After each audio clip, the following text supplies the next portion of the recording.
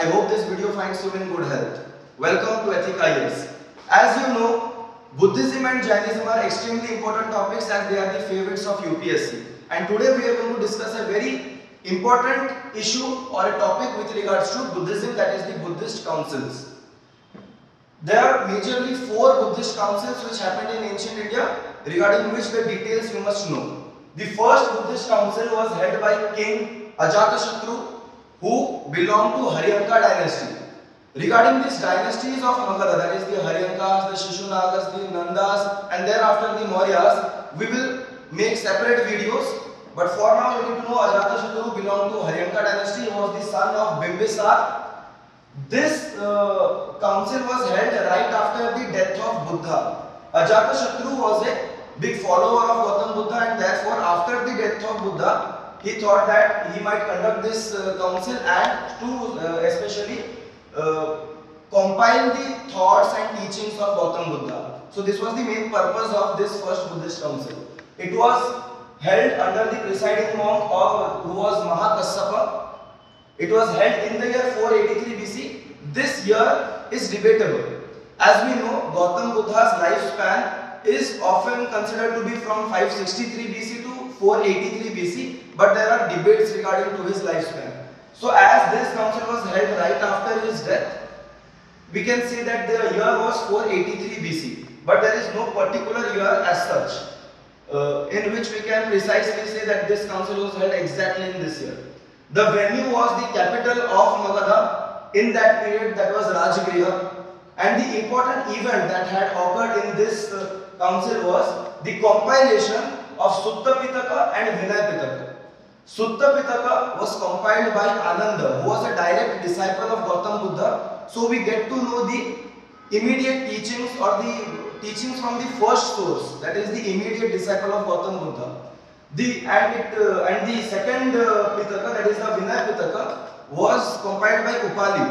Why is the Vinaya Pitaka important? Because it has all the rules and regulations of the monastic order of the Sangha.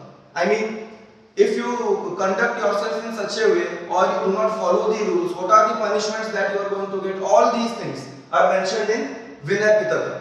There are 3 major Pitakas in Buddhism that we call the 3 Pitaka. That is the Sutta Pitaka, the Vinaya Pitaka, which were compiled in the first Buddhist council. The third one will come Abhidhamma Pitaka, which we will talk about later. Now, after Ajatashatru in 483 BC, the second Buddhist council was held by Kalasoka, who belonged to the Shishunaga dynasty, the dynasty that came right after the Haryanka dynasty. So Kalashoka presided. Kalashoka was the king under whom the second Buddhist council was conducted. The presiding monk was Sabakami. It was held about a century later after the first Buddhist council, that is in the period 383 BC. The venue was Vaishali. Okay. What was the major event that happened in this council? That is what you need to know. Now, as you can see, now 100 years have passed after the death of Buddha.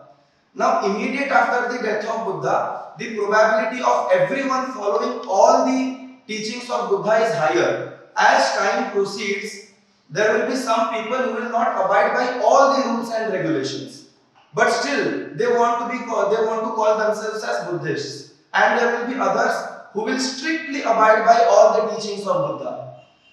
The ones who will strictly abide by all the teachings of Buddha, they will be called as the elders or the Theravada sect, and the others who try to do some innovations and try to move away from all the teachings but still held on to many teachings of Buddha, they will call themselves as Mahasanghika. We will make separate detailed videos regarding all these sects of Buddhism, be it Theravada, Mahasanghika, Hinayana, Mahayana, what is the exact point of difference between them.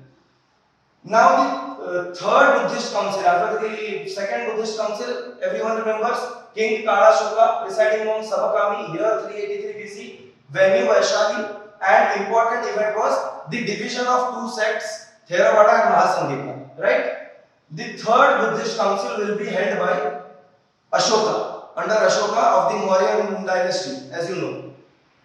This will be held another 130 years later, that is around 250 BC. The presiding monk will be Mogaliputra Tissa. Okay, this is a typical Pali name. As we know in Pali, the letter R is not pronounced. So that is why you can easily make out that this is a Pali name, Mogaliputra Tissa. In the year 250 BC, Venue Pataliputra. By then, the capital of Magadha and later the Mauryan Empire would be Pataliputra.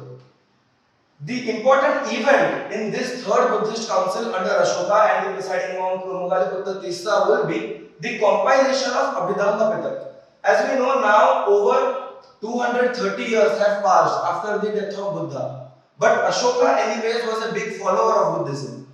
Therefore, he thought that he must make some commentaries regarding the original teachings of Buddhists, of Gautam Buddha, so that it will be easier for the common folklore, for the layman to understand the teachings of Buddha. In Sutta Pitaka, it was the original teachings of Buddha, compiled by Ananda. In the Abhidhamma Pitaka, it was the commentary on those original teachings. And so that the common man will understand it better and the spread of Buddhism can happen. Right? The third Buddhist council we have just discussed. The fourth Buddhist council was under the king Kanishka of the Kushana Empire. By then, we have had invasions of the Indo-Greeks, of the Shakas, of the Parthians, and then the Kushanas. So Kanishk would be a Kushana king. The presiding monk would be Ashwaghosh, and this would be conducted in 72 AD. Right? The venue would be Kundalavana, but often questions come regarding if Kundalavana, it is interchangeably used. The state is used. This place Kundalavana is in the state of Kashmir, of the present day Kashmir. Okay. What is the important event that occurred in the fourth Buddhist council? The important event is the further division of Hinayana and Mahayana. As I had said that regarding the various sects of Buddhism, we will make separate detailed videos where we will exactly explain what is the important characteristics of each of these sects.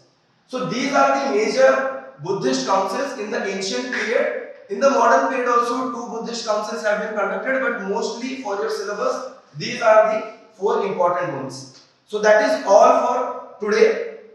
To get such more informative videos, please subscribe to Ethic IAS.